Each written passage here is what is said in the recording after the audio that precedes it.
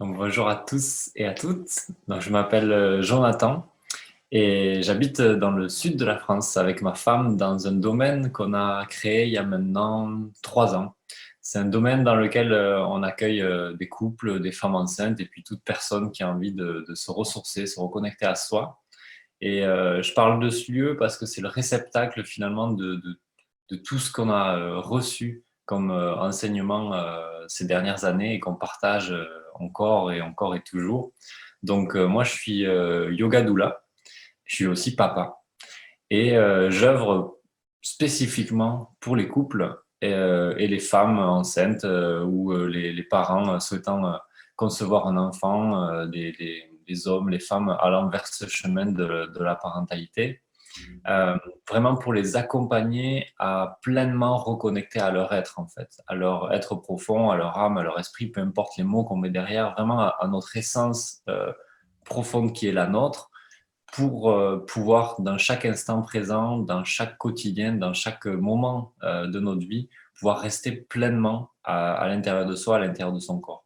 Parce que pour moi, il y a une grande, grande puissance que d'être là, présent dans chaque instant et de vivre la vie, en fait, euh, pleinement comme on l'est, comme on est, en fait.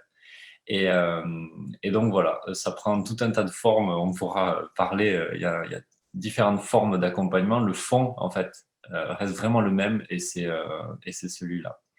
Donc voilà, merci beaucoup Ekaterina pour m'avoir invité à cette interview et je suis super content de faire partie de cette petite aventure-là, même cette grande aventure qui démarre.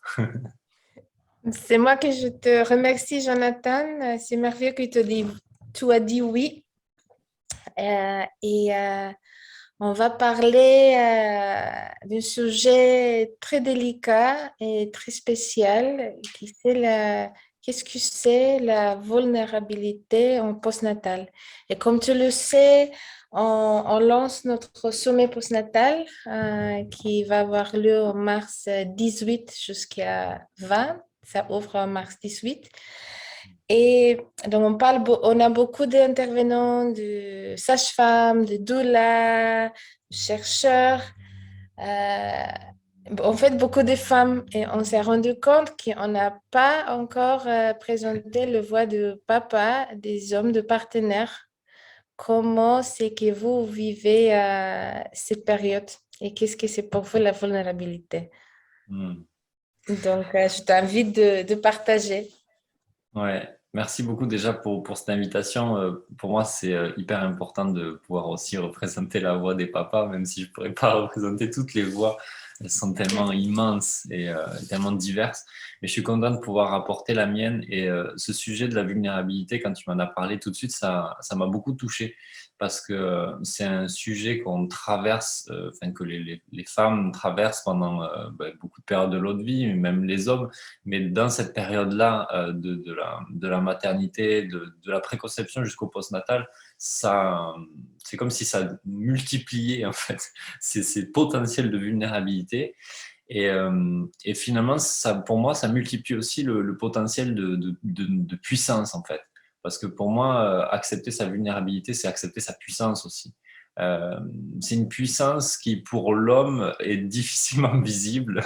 En tout cas, par la construction qu'on en a et notre généalogie et le passé, voilà, un peu guerrier, on va dire.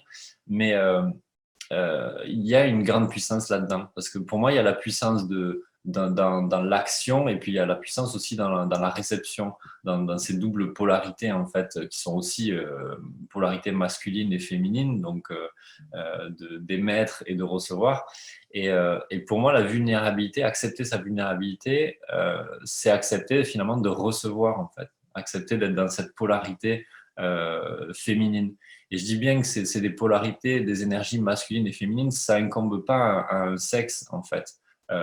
Moi, je vois, le premier couple que j'ai accompagné, c'est un couple de femmes, et je voyais très bien qui portait cette énergie masculine et qui portait cette énergie féminine. Voilà. Et c'est hyper intéressant parce que moi, ayant vécu ensuite du coup, le chemin de devenir papa, j'ai remarqué toutes les similitudes que je vivais avec la maman qui portait pas l'enfant et qui accompagnait l'autre, quoi. Donc, tout ça pour dire que c'est pas une histoire de sexe, c'est vraiment une histoire d'énergie, de polarité. Et voilà déjà ce qui me traverse la face. C'est super. Oui, effectivement, nous, cherchons qu'est-ce que c'est la question clé de postpartum. On a été amené justement vers la vulnérabilité et comme tu as dit, la possibilité, impossibilité de demander d'aide, de recevoir d'aide. Mm. Et qu'est-ce que ça veut dire? Donc, c'est pour ça qu'on a décidé finalement de se centrer sur ça. Et de nouveau, comme tu as dit, aussi de la puissance qui réside dans la vulnérabilité, la potentialité de ça. Complètement, ouais. Et Euh, en fait, là, ce que ça me résonne quand tu parles, c'est que si tu veux euh, accepter sa vulnérabilité, du coup, c'est accepter de demander de l'aide, c'est accepter de recevoir. Mais finalement, derrière tout ça, c'est accepter de se donner, en fait, de se donner à soi. Et, et ce qui nous empêche finalement de demander de l'aide, c'est ça. C'est parce qu'on n'accepte pas de se donner de l'amour, de se donner de la reconnaissance, de se donner une certaine valeur. Et, et pour moi, le moment du postnatal, ça vient juste multiplier tout ça, mettre une loupe en fait sur ça, sur notre intérieur, parce que on est tous des miroirs les uns des autres, et en fait, on vit tous dans une pièce où on a différentes parties de nous-mêmes qui sont en train de se refléter. Et là, dans le postnatal, en plus, souvent, il y a du monde qui a envie de venir nous voir. Donc, on a de plus en plus de miroirs autour de nous, en fait, et qui nous mettent face à ça. Et donc, ça peut être en même temps quelque chose d'extraordinaire si on arrive à se montrer justement dans cette vulnérabilité, d'accepter de se donner à soi et donc de recevoir. Et ça peut être aussi hyper dérangeant et hyper compliqué à gérer parce que si on n'accepte pas de se donner et de se reconnaître en tant que tel, en tant qu'humain, en tant qu'homme, en tant que femme, et de se donner une certaine valeur qui est la même pour tous. Hein. Je veux dire, il n'y a pas quelqu'un qui a une meilleure valeur que d'une autre. On a tous une valeur unique et universelle. Si on n'arrive pas à reconnaître cette valeur-là, tous les gens autour de nous, et en plus il va y en avoir beaucoup en général, ça va nous mettre énormément de miroirs face à ça et ça peut être vraiment difficile à gérer. mm, ouais, c'est ça. Et Jonathan, ça te dit de partager un peu de ton expérience particulière de naître en tant que papa? Ouais. Alors, moi, mon expérience, elle a démarré du coup pour moi 2 ans en fait avant qu'on conçoive le bébé. Oui, c'est magnifique. Ça doit être comme ça dans les meilleurs Voilà. cas. Dis-nous. C'est ça. Et donc, en fait, si tu veux, ça s'est passé euh, qu'on était avec Aurélie et on avait l'impression d'avoir une âme qui nous tournait autour, quoi, tu vois, qui nous parlait. Donc, c'était assez particulier. On avait même l'impression que on l'avait conçu à notre insu, alors que c'était pas possible. Mais du coup, notre mental, on sentait tellement que cette âme était là. On se dit, mais c'est pas possible, c'est bizarre. Enfin, bref, on partait dans tous les sens. Et à ce moment-là, on s'est dit, OK, il y a vraiment une âme qui arrive, qui est prête à s'incarner. Et pour moi, le chemin vers le devenir papa, ça a commencé à ce moment-là. Je me suis dit, waouh, en fait, j'avais pas du tout imaginé devenir papa un jour, quoi. Je m'étais pas du tout posé la question. Euh, ou alors je me l'étais posé, mais très vaguement, je n'avais pas passé plus de quelques secondes, en fait. Et donc là, ça a ouvert une porte dans ma tête, et si tu veux, ça a déclenché tout un tas de courants d'énergie à l'intérieur de moi, d'élan, d'avoir envie d'aller voir, si tu veux, faire un retour en arrière dans mon passé, d'aller voir quel père j'ai eu, quelle enfance j'ai eu, euh, qu'est-ce que j'ai pu observer, qu'est-ce que je voudrais pas reproduire, voilà, et c'est toutes ces réflexions-là, ça a duré longtemps. J'ai vécu tout un tas de situations personnelles où j'avais à un moment donné un problème de santé que je résolvais, qui me faisait miroir à un truc. Enfin, ça a été pour moi en fait j'ai passé 9 mois en fait dans une période vraiment compliqué intérieurement, où je faisais des allers-retours en fait avec l'hôpital sans arrêt, avec les urgences, tout ça, et où j'avais des compréhensions nouvelles de ma vie, de mon passé, parce que j'étais quelqu'un qui enfouissait beaucoup les choses, qui disait très peu de choses, qui était très introverti. Et, euh, et donc, du coup, j'avais gardé finalement tellement de trucs comme ça qui avaient comme macéré à l'intérieur de moi et qui voulaient sortir pour laisser pleinement exister qui je suis, quoi, et qui je suis en tant que papa. Et donc, du coup, après ces 9 mois-là, on est arrivé ici, du coup, au domaine avec Aurélie. Donc, il y a eu une expansion à plein de niveaux.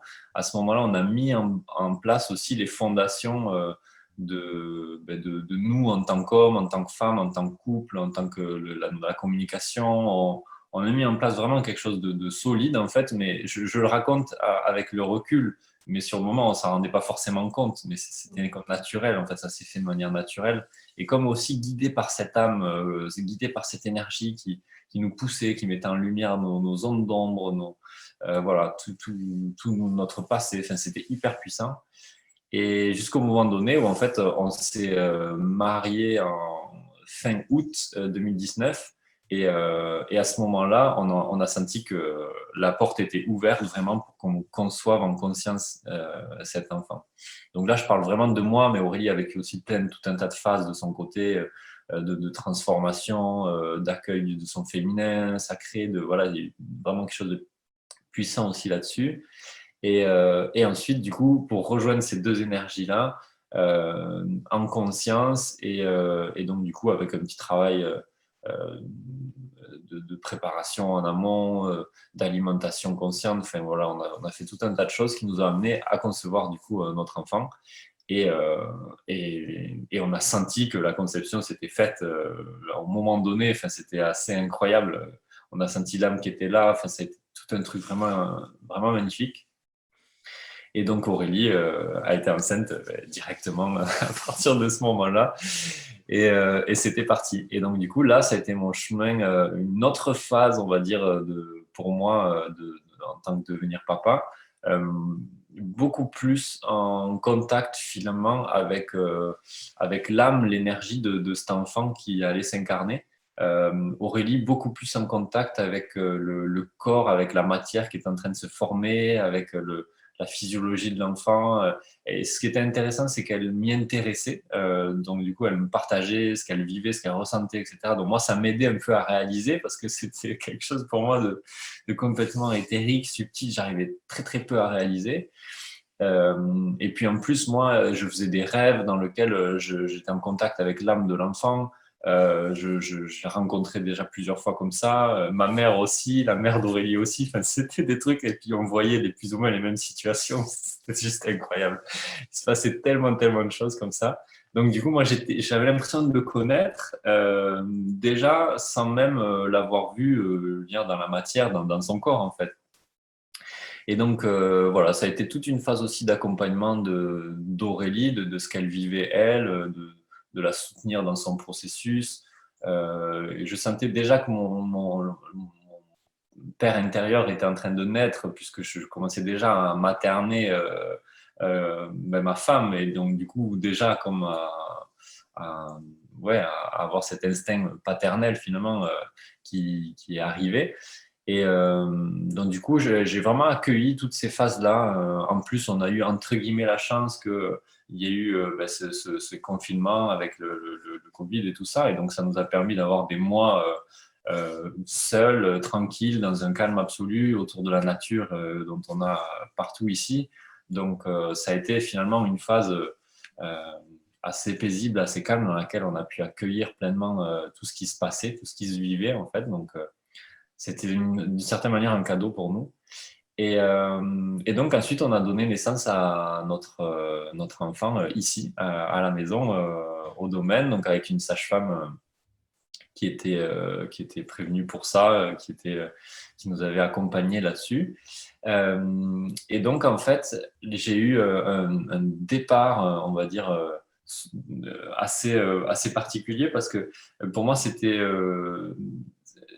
je connaissais tellement cette âme en tant qu'énergie, quoi, que de la voir dans ce petit corps-là, comme ça, il y avait un truc je réalisais et en même temps, ça me paraissait fou, quoi. Je sais pas trop comment le mettre en mots. C'était assez incroyable. Et puis en plus, du coup, c'est moi qui les réceptionnais. Donc, on a vécu tout un travail avec Aurélie vraiment en connexion. C'était vraiment génial. Et puis, du coup, j'ai réceptionné sa tête comme ça dans mes mains. Enfin, ça a été vraiment un moment extraordinaire.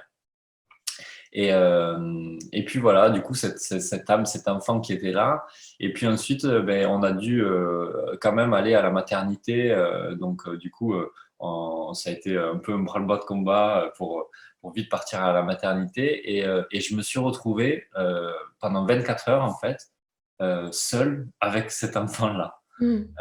Donc, un moment en même temps stressant parce que ben, il y avait quand même des examens qui étaient faits par rapport à Aurélie, même si rapidement son pronostic vital n'était plus en jeu, mais il y avait quand même ce stress de voilà, il s'est passé quand même quelque chose et elle a besoin d'être accompagnée médicalement. Et en même temps, cette osmose infinie et tout de suite là par rapport ben, à Eloa qui arrivait et qui était là avec moi. Et finalement, cette vulnérabilité aussi qui me montrait, qui était totale en fait. Et puis finalement, une puissance qui se dégageait là-dessus, juste par cet être-là, euh, par sa présence. Donc pour moi, c'est une image qui est vraiment énorme aussi si on parle de vulnérabilité. Genre un enfant qui naît comme ça, c'est peut-être la plus grande vulnérabilité qui existe et finalement la plus grande puissance aussi, parce qu'il y a tellement d'attention, tellement de regards portés vers lui, d'amour aussi. Et donc, du coup, j'ai passé 24 heures avec lui ben, à le nourrir au dalle. En fait, donc c'est avec le petit doigt, du coup, et une petite, euh, un petit tube comme ça. Il tétait mon doigt, en fait. Et ma place en tant que papa, finalement, j'ai pas eu du mal à la trouver dès le début parce qu'en fait, elle était évidente et elle était là, quoi. Donc, pour moi, ça a été extraordinaire juste d'accueillir ça. Et une fois que Aurélie est revenue du coup au sein de notre famille, euh, à ce moment-là, en fait, je sentais qu'il fallait que je laisse de la place, donc que je me retire un petit peu pour lui laisser exister, la laisser exister, démarrer l'allaitement, voilà, cette proximité, se rencontrer finalement parce qu'ils s'étaient pas beaucoup vus. Et, euh, et c'est ce qui s'est passé, et ça a été vraiment incroyable. Et ensuite, moi, je me suis tellement retiré que j'ai eu comme du mal ensuite à revenir dans une notion d'équilibre dans les premiers jours. Euh, Parce que ben, du coup, Aurélie, avec l'allaitement, la place était donnée en fait avec l'enfant. Donc j'avais beaucoup de mal ensuite à revenir parce que du coup, j'avais plus le même rôle presque d'une certaine manière. Bref, ça a été tout un jonglage intérieur, tout ça. Là où ça a été très puissant, c'est que en fait, la communication étant vraiment installée avec Aurélie, on parle de tout et tout ce qui nous traverse, on peut se le partager. Et ça, c'est quelque chose de hyper solide qu'on a mis en place en amont et ce qui nous permet dans ces moments-là, de discuter et en fait qu'elle me dise que ben, elle aimerait bien que je sois plus présent et puis moi que j'aimerais plus être présent et que je sais pas trop comment faire et que du coup il y a un truc qui se passe et c'est posé et tout de suite ça s'est rééquilibré à ce niveau-là et j'ai pu à nouveau vraiment euh, prendre ma place comme j'avais envie de la prendre et comme Aurélie aussi avait besoin d'être soutenue sur certains points. Et voilà, et puis ensuite, ben, tout s'est agrandi de plus en plus. Ça a été vraiment extraordinaire pour moi de grandir aussi en tant que papa au fur et à mesure qui grandissent, quoi. Euh, et je me suis aussi, quand il est arrivé, j'ai senti qu'il y avait encore une vague de plus énergétique sur la généalogie, c'est-à-dire que je sentais que ça a fait bouger beaucoup de choses, comme s'il y avait un pion de plus, et du coup, ben, tout le monde avait pris un rang, et c'est ce qui se passe, parce que mes parents sont devenus grands-parents, et etc. en fait. Et j'ai senti que ça a bougé vachement de choses à l'intérieur d'eux aussi, c'était comme ma mère disait « Oh non, non, moi, c'est pas mamie, hein, ou mon père, oh non, moi, c'est pas papy. Hein. Donc, ils chantaient que même pour eux, c'était oh, attends, on n'a pas envie de prendre un grade, quoi. Et c'était génial. Et puis là, maintenant, aujourd'hui, ils sont très contents de se faire appeler papy, mamie, tout ça. C'est même une joie pour eux. Et, en tout cas, c'est rigolo comme ça a fait travailler des petites choses à l'intérieur de chacun. Et à mesure que je l'ai traversé moi dans mon rôle de papa ou ma place de père et même d'homme, et que je les acceptais, que j'accueillais tout ce que ça me faisait, toutes ces émotions qui me traversaient, sans chercher qu'il y ait autre chose que ce qui était là en fait. Juste voilà, accueillir ce qui se passe, accueillir ce qui s'en vient et ce que ça me fait. Euh, et j'ai senti qu'il y avait vraiment une grande puissance finalement dans le fait d'accueillir ce qui était là et de rester pleinement présent dans chaque instant.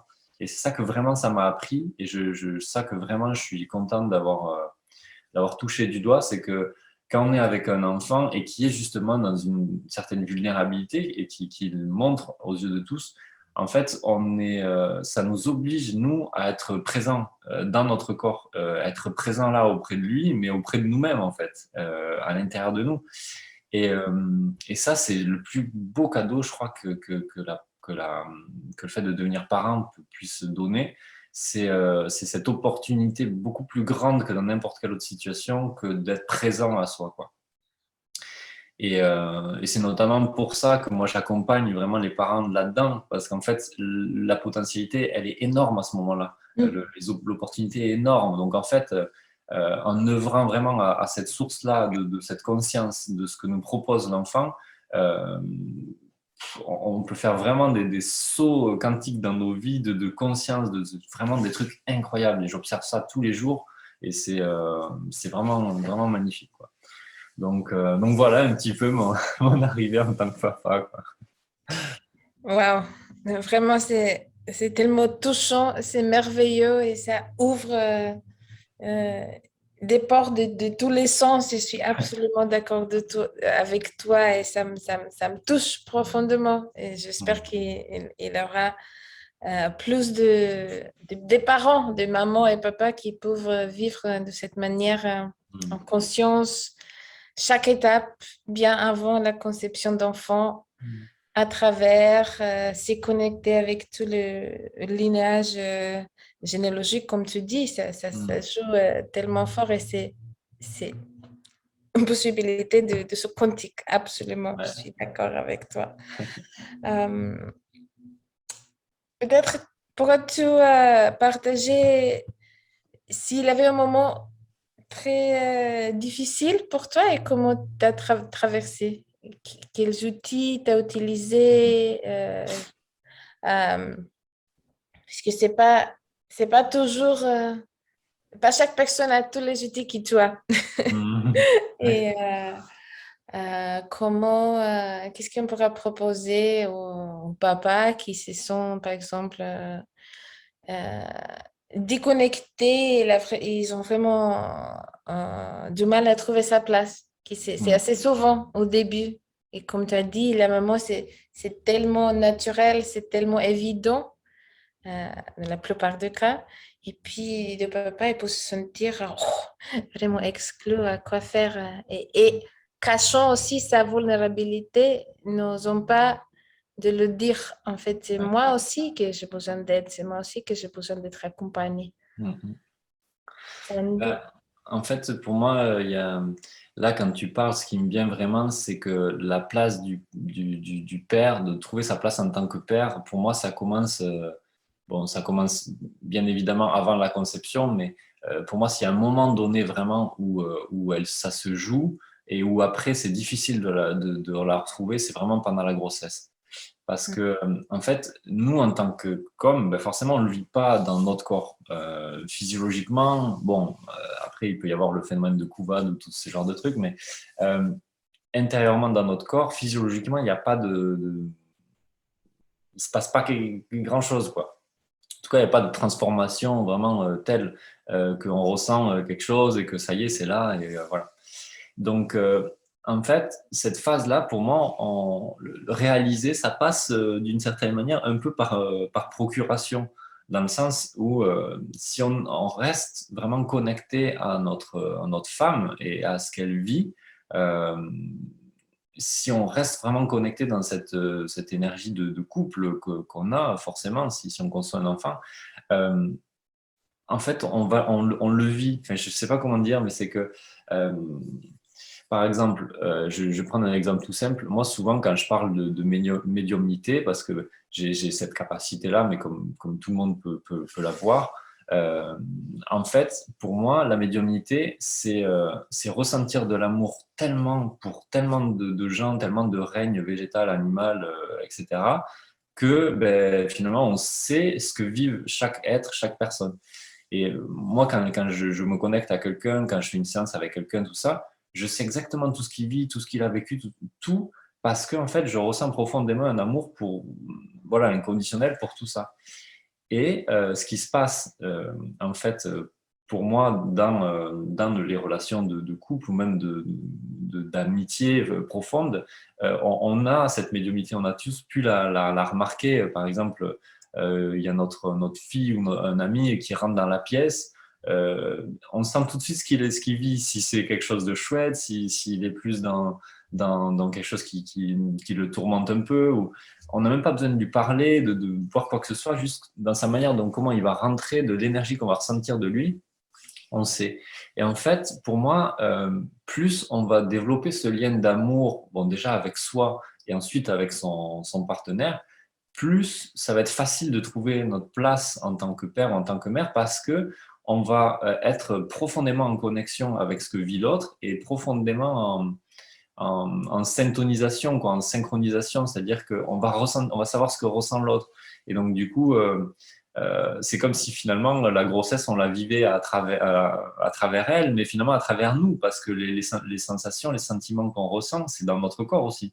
Donc, les changements, tout ce qui se passe de manière physiologique, si je suis profondément connecté à ma femme dans ce lien d'amour, je les vivrai à l'intérieur de moi aussi, en fait, quoi. C'est un peu fou à dire.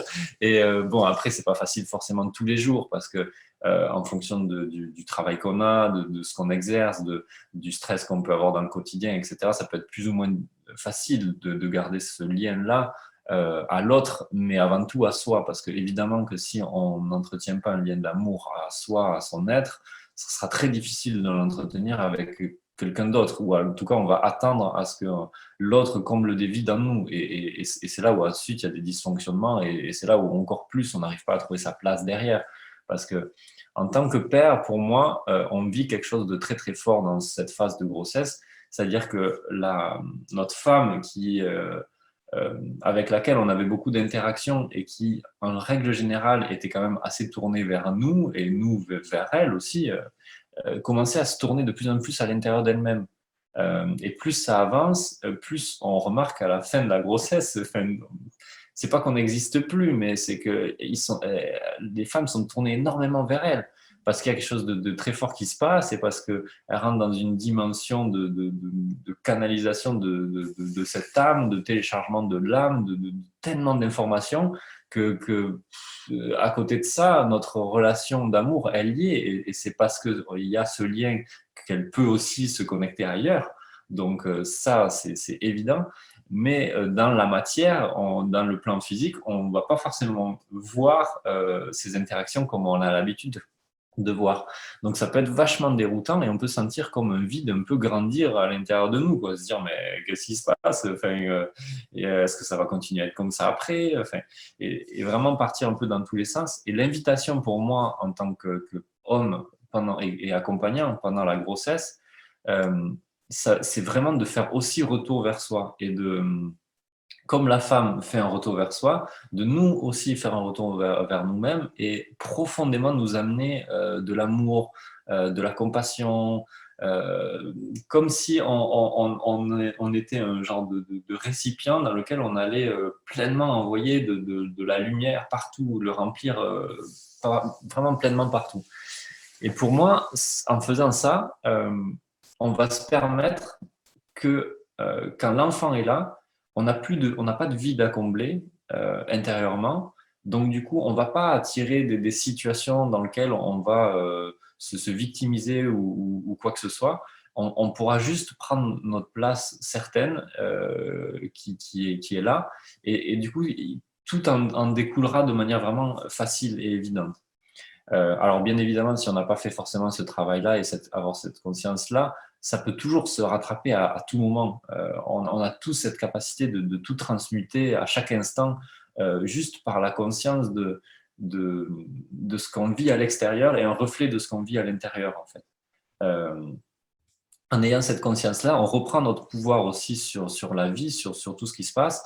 Et donc à ce moment-là, peu importe ce qui se passe autour de nous, extérieurement, peu importe la place qu'on nous fait jouer, les rôles qu'on joue, les personnages qu'on se raconte, etc., on peut vraiment faire un retour vers soi et dire, OK, bon là, qu'est-ce que je ressens? Accueillir ce qu'on ressent, accueillir ces sensations, les laisser pleinement exister. Tu vois, par exemple, des fois, on peut sentir une boule au plexus, ou une boule dans le ventre, ou tu vois, euh, prendre cette sensation-là et la laisser pleinement exister dans tout son corps, tu vois, vraiment pleinement lui laisser prendre toute la place. Et une fois qu'en fait, on laisse prendre toute la place à ces zones qui sont tendues, c'est comme si elles elles se dissolvent comme ça dans l'air, un peu dans notre corps. Et à ce moment-là, revient à chaque fois la paix, le calme et l'alignement. En fait, moi, j'imagine un peu le corps, notre corps, comme ayant des endroits où on a des petits caillots énergétiques, en fait, qui sont comme des boules et qui arrivent plus à circuler. Euh, Ça peut être des petites boules qui ont été créées de par notre enfance, de par notre généalogie, de par ce qu'on a vécu dans le ventre de notre mère. Ça peut prendre des formes diverses et variées. Là, le but, ça ne va pas être d'aller comprendre ça parce qu'on n'a plus besoin de comprendre exactement comment c'est venu cette boule-là.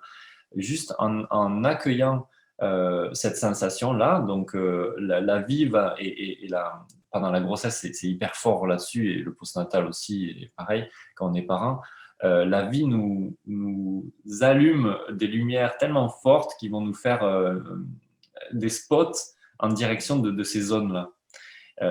Et ça, on le vit tous pendant toute cette période de parentalité, de paternité, de maternité. On traverse des moments qui sont parfois très, très compliqués, très difficiles. Et ça nous met en lumière en fait ces zones-là qui sont un petit peu comme des boules, en fait, des caillots énergétiques à l'intérieur de nous. Et donc ces caillots, des fois par exemple, eh ben, hop, d'un coup ils sortent et puis c'est de la colère qui va arriver, c'est de la colère qui va nous traverser. Voilà, c'est comme si cette petite boule-là commençait à s'expandre, quoi. Et donc à ce moment-là, soit on peut devenir ce sentiment, devenir ces sensations-là, soit on peut accueillir et comprendre que ces sentiments, c'est pas nous-mêmes, que nous, on n'est pas un sentiment, c'est juste un sentiment qui nous traverse, et avoir la conscience que si c'est quelque chose qui nous traverse, c'est forcément passager, donc d'accueillir ça et de lui laisser pleinement la place. C'est-à-dire que cette colère qui a peut-être pas été exprimée dans l'enfance, eh bien, on va la laisser se ressentir, en fait, on va la laisser, on va ressentir pleinement cette colère, lui laisser toute la place à l'intérieur de notre corps, à l'intérieur de notre être. Donc, si on a besoin de la laisser s'exprimer, ben, on peut aller dehors, bouger dans tous les sens, voilà, et la laisser encore s'extérioriser. Si jamais ces caillots, ça dépend de la taille aussi et la profondeur des choses. Euh, et puis ça dépend si on a l'habitude de le faire ou pas, ou si c'est la première fois. Donc des fois, ça peut être un peu explosif. On prend le temps de, voilà, de laisser sortir tout ça et d'accueillir tout ce qui se passe, tout ce qui se passe. Et peut-être que derrière la colère, ben, en fait, finalement, il y avait de la tristesse. Et puis on va peut-être se mettre complètement à pleurer, à verser énormément de larmes. Et peut-être que derrière la tristesse, ben, finalement, il y avait encore de la haine envers quelque chose. Et puis on laisse à chaque fois ces sentiments-là prendre toute la place, toute la place, toute la place.